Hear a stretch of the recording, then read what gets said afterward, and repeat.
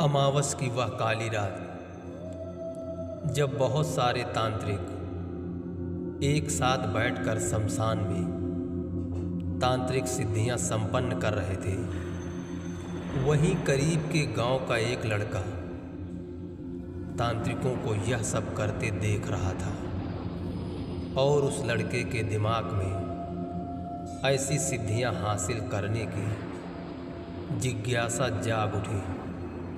रात भर वह लड़का यह सब देख रहा था, लेकिन उसे किसी तरह की शक्ति का आभास नहीं हुआ। तब वह लड़का धीरे से एक तांत्रिक के करीब गया। तांत्रिक अपनी साधना में लीन था। तांत्रिक के सामने राख से एक घेरा बना हुआ था, जिसके अंदर छोटी छोटी 2 हड्डियों के टुकड़े रखे थे। लड़के ने सोचा, मैं इन हड्डियों को उठाकर देखता हूँ, अगर इसमें कुछ शक्ति है तो कुछ न कुछ जरूर होगा। लड़के ने उस तांत्रिक के घेरे से एक हड्डी का टुकड़ा उठा लिया।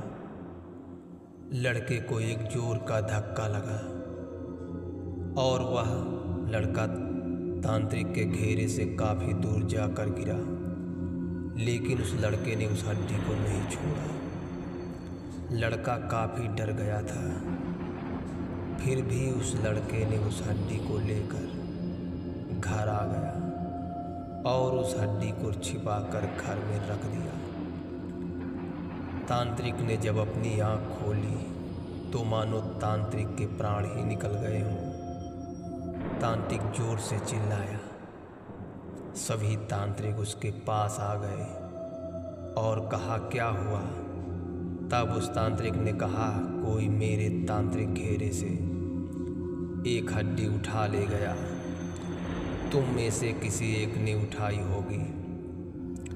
तब उनमें से कई तांत्रिकों ने एक साथ कहा, तुम पागल हो गए हो क्या? हम क्या करेंगे तुम्हारी हड्डी उठाकर?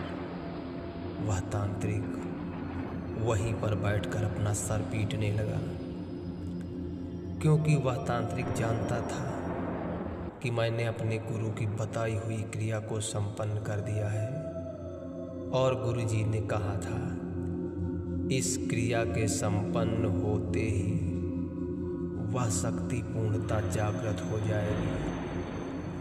लेकिन यह हड्डियां तो 2 भागों में बट गई। अब पता नहीं क्या होगा। कुछ समय बाद सबसे बूढ़े तांत्रिक ने कहा, आश्चर्य की बात तो यह है कि कोई अदृश्य काली शक्ति इस तांत्रिक घेरे के अंदर प्रवेश नहीं कर सकती और इतनी रात यहाँ कोई साधारण इंसान आ नहीं सकता। यह तांत्रिक घेरा अदृश्य शक्तियों से यंत्र की रक्षा करता है। अदृश्य शक्तियाँ इस तांत्रिक घेरे से यंत्र को नहीं उठा सकती। कोई आदमी आया हो तो नहीं कह सकते। अगर शक्ति जागृत हो गई है तो अनर्थ तो नहीं कह सकते। लेकिन जहाँ पर यह हड्डियाँ रहेंगी वहाँ विनाश जरूर होगा। और एक बात मैं तुम्हें भी कह देता हूँ, तुम भी इस हड्डी को तांत्रिक घेरे से बाहर मत निकालना, क्योंकि अगर यह जागृत हुई है तो अगली रात यह अपना रूप धारण करेगी। लेकिन यह हड्डियां 2 भागों में बट गई हैं। अब परिणाम क्या होगा कुछ कह नहीं सकते हैं। वैसे भी सुबह होने वाली है। तुम भी मेरी मानो, मेरे साथ निकल चलो, अन्यथा तुम्हारी इस गलती के कारण तुम्हारी जान भी जा सकती है। बूढ़े तांत्रिक से ऐसी बातें सुनकर वह तांत्रिक डर गया और उसकी बात मानकर उसके साथ चला गया और एक हड्डी उस तांत्रिक के घेरे में रखी थी। दूसरी हड्डी उस लड़के के घर में। वह लड़का उस हड्डी के कहर से अनजान सुबह उठकर अपने काम में व्यस्त हो गया।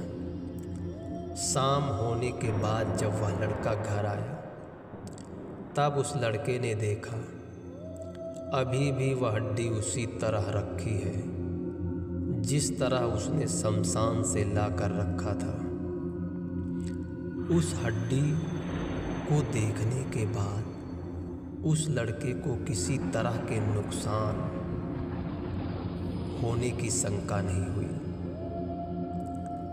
लेकिन हड्डी को देखने के बाद जैसे ही वह लड़का पीछे मुड़ा उसे किसी के सांस लेने की आवाज़ सुनाई पड़ी। वह लड़का इधर उधर देखने लगा, लेकिन उसके अलावा वहाँ पर और कोई नहीं था। फिर वह सोचने लगा, घर के तो सभी लोग बाहर हैं, फिर यहाँ सांस लेने की आवाज़ कहाँ से आई होगी। सोचते सोचते वह लड़का घर से बाहर आकर दरवाजे पर खड़ा हो गया। कुछ देर इधर उधर चहलकदमी करने के बाद उसे नींद आने लगी। फिर वह लड़का वहीं दरवाजे पर पड़ी खाट में लेट गया। रात के सन्नाटे में जब सारा गांव सोया हुआ था तब अचानक उस लड़के की नींद खुल गई। वह उठकर खाट पर बैठ गया।